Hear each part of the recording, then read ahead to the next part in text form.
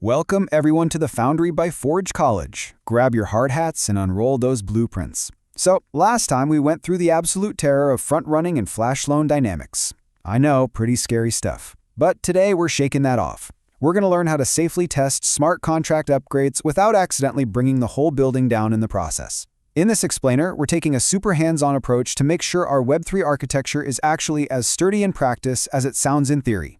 All right, let's jump right into it. Here's our engineering schematic for the day. We'll cover why we test contract upgrades, the test harness setup, step-by-step proxy execution, verifying state and behavior, the art of breaking things, and finally, security and next steps. Section 1. Why test contract upgrades? The blueprint philosophy.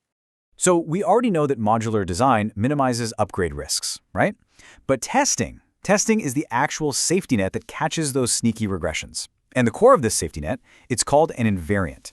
An invariant is basically a critical condition or property of your system, like ownership, user balances, or your storage layout that absolutely must remain preserved and true across all versions of an upgrade. We test to prove that an upgrade preserves these invariants.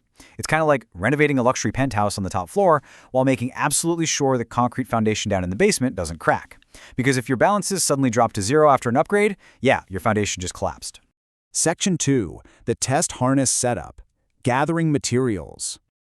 Okay, so to make these failure modes visible in a nice, safe, local environment instead of during a live mainnet deployment, which is literally a developer's worst nightmare, we need to build a test harness. We're using a minimal project directory with Hardhat and OpenZeppelin here. We've got our V1 contract, our V2 contract, our test script, and a config file. Keeping tests isolated in this specific structure ensures that our upgrade scenarios stay totally deterministic. Basically, you want your test to run exactly the same way every single time. As you check out other programs at Forge College, you're going to see this exact discipline structure repeated everywhere because it's the industry standard for, well, keeping your sanity. Section 3. Step-by-step proxy execution. The prototype. Let's step into the workshop and map out the exact sequence to deploy our upgradable contract pair. This is a 4-step deployment sequence that executes the proxy pattern beautifully under the hood. Step 1, we deploy the proxy and our initial V1 implementation. Step 2, we mutate the state. Say, we set a variable to a specific number. Step 3, we deploy V2 and upgrade the proxy pointer, so it points to the new logic. And Step 4, we assert that our invariants are actually preserved. This lets us swap out the implementation address while retaining all that precious user state intact. But wait, there is a crucial rule you absolutely cannot ignore here. Explicit initializers only. Seriously, no way around this. Do not use constructors for upgradable contracts. Because proxies don't trigger the constructor of the logic contract in the context of the proxy state, you have to use explicit initializer functions to set up your initial state. If you forget this rule, you're basically building your penthouse on thin air. Moving on to Section 4, verifying state and behavior, crash testing the build. Now that we've got our prototype, we have to verify that our new blueprint integrates seamlessly without breaking anything that already works. Look at V1 and V2 side by side here. Notice how V2 adds this brilliant new read-only function called double value. But, and this is critical, it preserves the exact storage slot layout of V1. That uint256 value is still sitting right there at the top. This right here is the golden rule of upgradable contracts. You can definitely add new things to the end, but you cannot mess with the order of the existing storage slots. Period.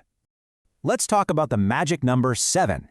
Say we initialized V1 with the number 42, then we mutated it to 7 through our proxy, and then we upgraded our implementation to V2.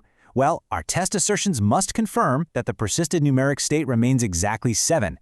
If you query that variable after the upgrade and it comes back as 0 or some massive random number, yikes, you've got a storage collision on your hands. Asserting that 7 remains 7 proves absolute state compatibility. Section 5. The art of breaking things. Negative testing.